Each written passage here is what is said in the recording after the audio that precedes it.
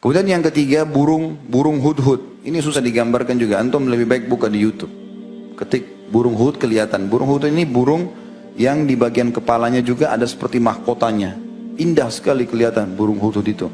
Dan ini yang Allah sebutkan dalam surah An-Naml. Ya. Surah tentang semut. Ya. Semut juga tadi disebutkan. Ada surah semut ya. Surah nomor 29 itu. Di situ disebutkan tentang kisah Sulaiman alaihissalam dengan semut, dan ada sebelumnya disebutkan kisah Nabi Sulaiman sama burung hudhud ini. Jadi di antara pasukannya Nabi Sulaiman burung hudhud. Dan Nabi Sulaiman setiap hari selalu memeriksa pasukannya dari jin, dari manusia, dari hewan-hewan. Pas Nabi Sulaiman cek-cek ada satu burung hudhud hilang, nggak ada nih. Maka Allah ceritakan dalam Al-Quran itu. Wa tafaqqadat tayr. Maka Sulaiman pun kehilangan burung itu. Baru dia bilang, "Malila aral hudhuda am kana minal ghaibin?" Kenapa saya enggak lihat burung hudhud? Kenapa dia termasuk orang yang tidak ada? Maka semua pasukan Nabi Sulaiman tidak ada yang tahu kemana burung hudhud ini. Gitu kan? Terus Nabi Sulaiman marah pada saat itu.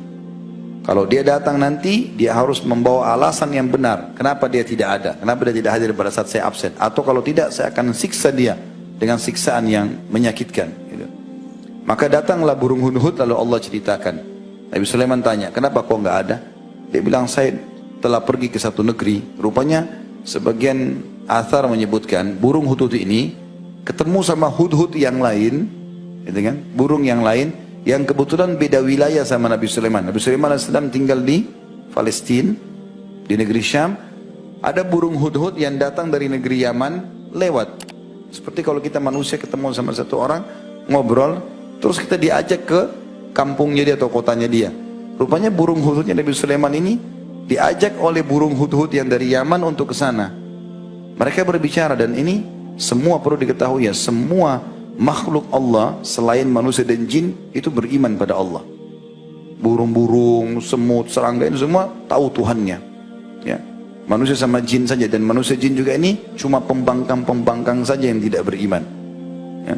Yang umumnya semua manusia beriman. Sekarang populasi manusia 7,5 miliar, 6 miliarnya itu tahu Allah. Walaupun ada Yahudi sama Nasrani di situ. Yang jelas, burung hudhud ini rumahnya diajak oleh temannya hudhud yang lain menceritakan di negeri saya itu. Ya, maka saya tanya dari mana? Terus kemudian yang dari Yaman mengatakan, oh kalau di negeri saya ada seorang ratu perempuan yang berkuasa yang cerita Balqis, gitu kan? Maka akhirnya pergilah dia ke sana, dia heran melihat kerajaan Balqis yang luas segala macam, dan akhirnya dikumpulkanlah informasi, dia pulang. Waktu dia pulang, Nabi Sulaiman tanya, kamu dari mana?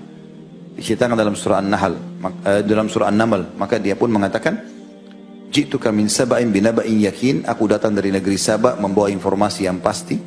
Ya, sesungguhnya di sana ada seorang wanita yang berkuasa, kemudian dia sangat dipatuhi oleh kaumnya dan mereka menyembah matahari selain Allah. Maka Nabi Sulaiman pun mengatakan, kalau begitu saya akan pastikan informasi. Benar atau tidak nih apa yang kau bilang? Bawa suratku ini. Ya. Lempar surat itu ke ratu itu. Maka hudhud memegang surat tersebut lalu dibawa ke istananya Balqis.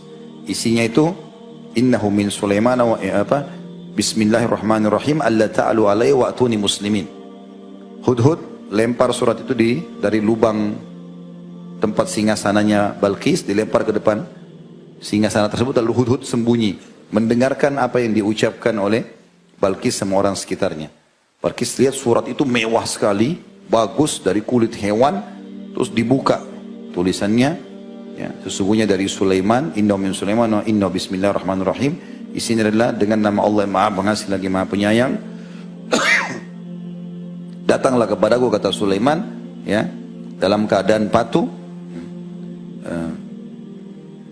Allah ta'alu alaihi wa atuni muslimin. Janganlah kalian sombongkan diri terhadapku dan datang kepadaku dalam kondisi menyerah. Seperti itulah suratnya. Maka terjadilah kisah Balqis kemudian berdiskusi dengan orang-orang di sekitarnya. Berilah aku pendapat, ini ada surat yang agung jatuh padaku. Maksudnya karena mewahnya, surat itu bagus. Kelihatan memang bukan dari orang sembarangan. Nabi Sulaiman AS siapkan kulit khusus dan surat khusus itu.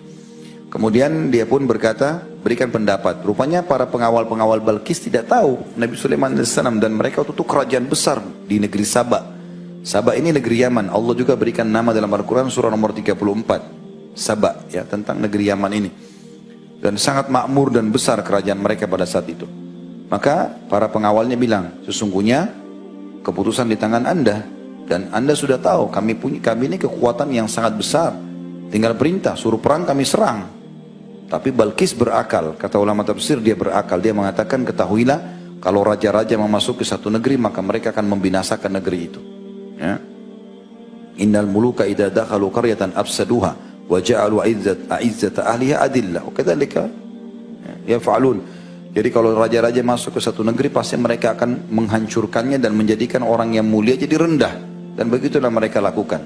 Wa inni mursilatun ilaihim bihadiyatin fanadratun bima yarji'ul mursalun. Dan aku akan coba kirimkan hadiah kepada mereka. Kita lihat bagaimana responnya. Rupanya Balkis mengambil peti-peti emas, isinya emas-emas yang banyak yang dianggap oleh penduduk Yaman paling mahal.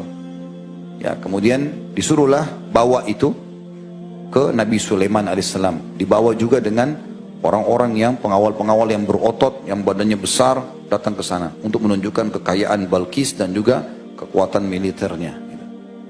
Pas tiba di Nabi Sulaiman alaihissalam, pengawal-pengawal Balkis langsung ciut, kaget melihat. Karena semua istana Sulaiman alaihissalam umumnya dari kaca. Ya. Dan Nabi Sulaiman alaihissalam orang yang tinggi kekar, orangnya tampan, gitu kan, dan kerajaannya besar. Nabi Sulaiman sudah tahu ada utusan datang, disusun pasukan-pasukannya. Dari manusia, dari hewan-hewan, semuanya patuh pada Sulaiman alaihissalam. Maka pengawal Balkis faham kalau ini kerajaan yang sangat besar. Bukan main-main, pasti kalah mereka. Dan begitu dibuka peti-peti emas, Nabi Sulaiman ketawa. Nabi Sulaiman AS mengatakan, atumiduna di bimal, wa ma'atini Allah khairan mimma atakum. Apakah kalian mau menggiurkan aku dengan harta ini? Apa yang Allah kasih lebih baik daripada apa yang kalian miliki? Pulang sekarang, bilang sama ratumu, aku akan datangkan pasukan yang tidak akan pernah bisa dikalahkan. Kembalilah utusan ini ceritakan sama Balkis. Ini Sulaiman, raja yang kekar, besar, pasukannya manusia, jin, hewan-hewan. Kita nggak bisa menang nih. Apa saran kalian? Sepakat, kita menyerah saja. Toh Sulaiman cuma minta kita beriman pada Tuhannya, tidak mau mengambil kerajaan kita. Maka Nabi Sulaiman bilang pada saat itu dengan para pengawalnya, siapa yang bisa mendatangkan singgasananya Balkis? Tapi dengan syarat, saya mau cepat. Ya. Lalu berkata, Ifrit dari jin, ini kekuatan jin yang paling besar, atau yang dianggap paling kuat dalam jin, saya bisa datangkan wahai Nabiullah sebelum anda berdiri dari tempat duduk anda. Duduk ini berdiri sudah ada. Dan saya sangat kuat dan terpercaya. Qawiyun amin. Artinya saya kuat bisa datangkan itu seketika dan memikulnya. Serta amin artinya kata ulama tafsir, saya tidak akan ambil permatanya satupun. Karena singgasana Balkis penuh dengan permata. Karena orang kaya. Gitu kan? Dan Balkis kalau duduk tengah-tengah seperti ya makhluk yang kecil di tengah sebuah besar, karena besarnya singgasananya. Biasanya kan raja singgasananya 2 kali 3 kali poster tubuh dia. Ini enggak, besar sekali sampai Balkis kalau duduk tengah-tengah sampai enggak kelihatan kecilnya. Maka dia bilang, saya tidak akan curi apa-apa. Sulaiman bilang, saya mau lebih cepat. Ya.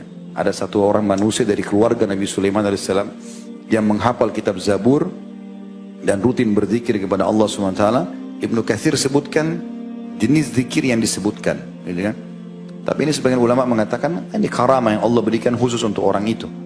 Dia bilang, ya Nabi Allah, saya bisa datangkan sebelum matamu berkedip. Kita lagi buka gini, kedip begini sudah ada. Lebih cepat dari jin tadi. Maka Sulaiman SAW mengatakan, datangkan. Begitu Nabi Sulaiman mau kedipin mata, sudah ada depannya singgasana.